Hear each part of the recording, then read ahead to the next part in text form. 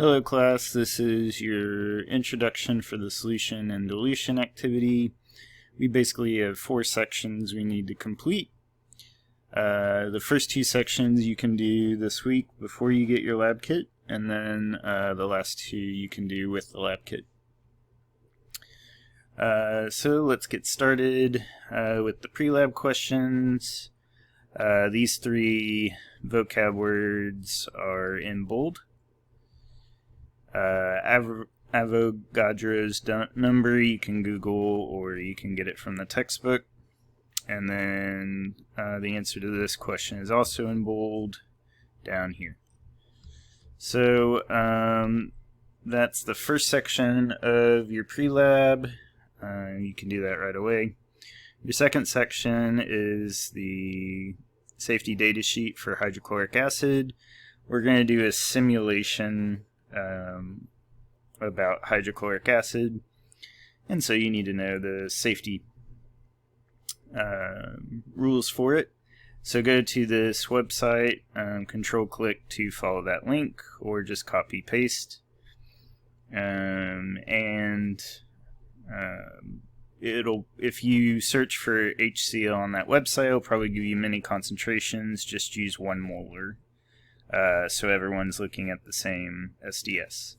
And then answer these questions based on the SDS, and then you'll be done. So that's another thing you can do before your lab kit comes in. This third section, you'll definitely need a lab kit. You'll need 3 beakers. One of the 3 I would fill up with 50 mils of water, and then add some food coloring to that. Just add enough to where it's obvious that it's colored. If you don't have food coloring, you can use methylene blue from your kit. You will need a lot less methylene blue than what you would expect for food coloring. You definitely want to wear your safety gear even when you start using methylene blue, because it stains. So be careful with it on your skin, and be careful with it on any furniture you're using. But like I said, this is a simulation where our colored water is hydrochloric acid. So you want to wear all your safety gear anyway, your apron, your goggles, and your gloves. So once you make 1 beaker with acid, the way we'll make the other 2 beakers is with doing a serial dilution. And each dilution will be 10%. So our first beaker, the one we made with coloring, is 100%, and then we'll make a 10% dilution, so our next beaker will be 10%, and then we'll do another 10% dilution, so our third beaker will be 1%, which is 10% of 10%. In order to find out how to actually make your dilution, you need this formula. And it's a pretty simple formula. V initial, your volume, that is your initial volume, and your times your initial concentration, equals your final volume times your final concentration. And so you're generally going to be solving for V1. And you'll fill in the rest for your formula.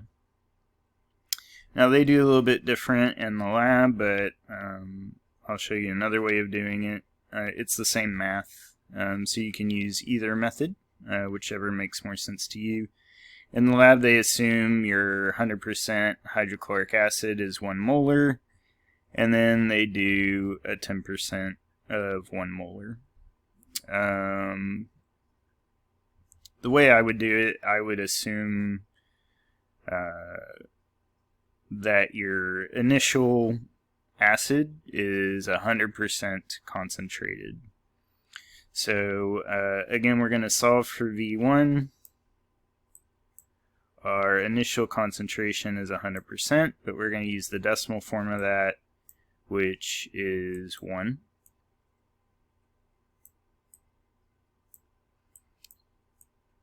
And then our final volume, our final desired volume is 10 mils.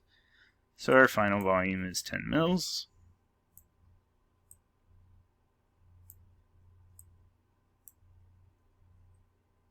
Sorry, that looks like a 16. There we go. And then we want a 10% dilution, so our final concentration will be 10%, or the decimal form of that is 0.1.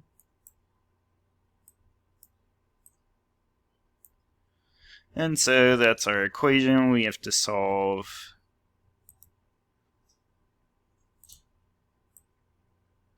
for V1. So V1 times 1 is V1. And 10 times 0.1 is 1.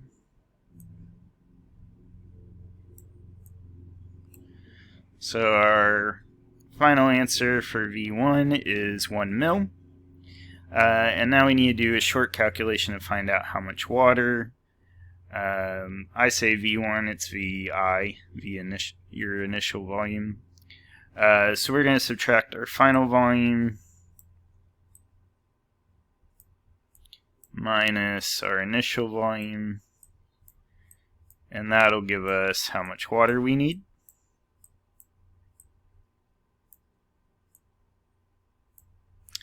And so V2, remember, is 10 mils. V1 is 1 mil. So 10 minus 1 is 9 mils of water.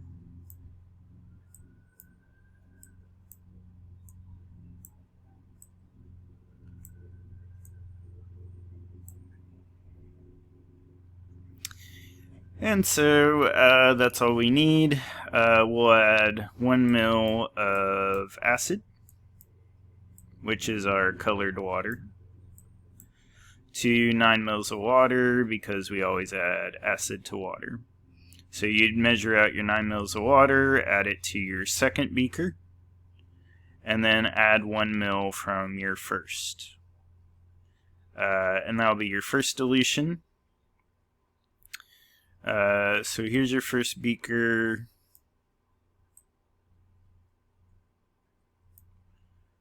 Here's your second.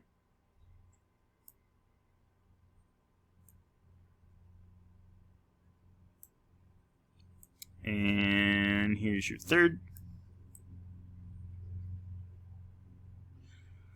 We're going to do the same dilution to both.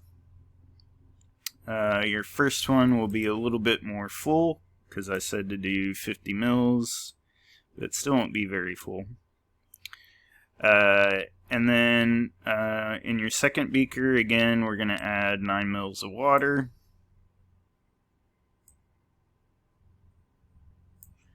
And then 1 mil of acid.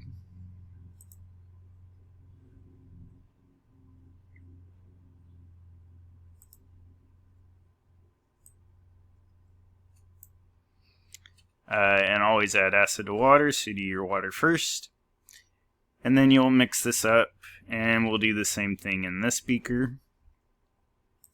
So you'll measure out 9 mils of water, and I would use your graduated cylinder for this, not your beaker, because this is such a small volume of water. And then I'm not 100% sure what comes in your kit. But if you have a 1 mil pipette or a 1 mil dropper, you might want to use that to measure your 1 mil. But you'll add 9 mils of water again to this beaker, and then 1 mil from this mixture. So that would go in there. And that's how you do a serial dilution. Again, remember, this is 100%.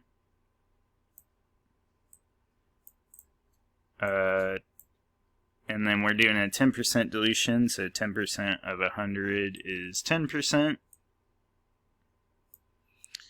And then 10% of 10% is 1%.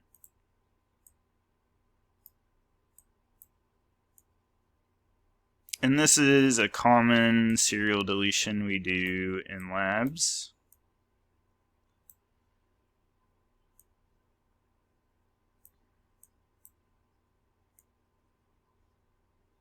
So we can get a wide range of concentrations.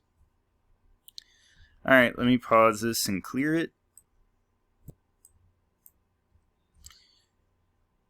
So again, when you're adding the acid, you probably want to use a 1 ml pipette or a 1 ml dropper pipette. And so that's the pipette you would select. And then explain how the final dilution was prepared. You add 9 ml of water and 1 ml from your second beaker. And then you want to add a picture of all 3 beakers when you're done. And that first beaker should be very darkly colored. Your second one should be lighter, and your third one should be even lighter. So that's what we would expect. And your first one will be pretty full, and the second 2 beakers would be around 10 mils. And so the last little section are these practice problems, and you're just going to use your equation V1 times C1 equals V2 times C2. And we're giving you V1 here and C1, and then your V2 will be the total of these two, and you're solving for C2. So that's how these 2 problems go, and just show your work down here, and you can put your final answer in this spot. So that's the end of this activity. Let me know if you have any questions, and have a good week.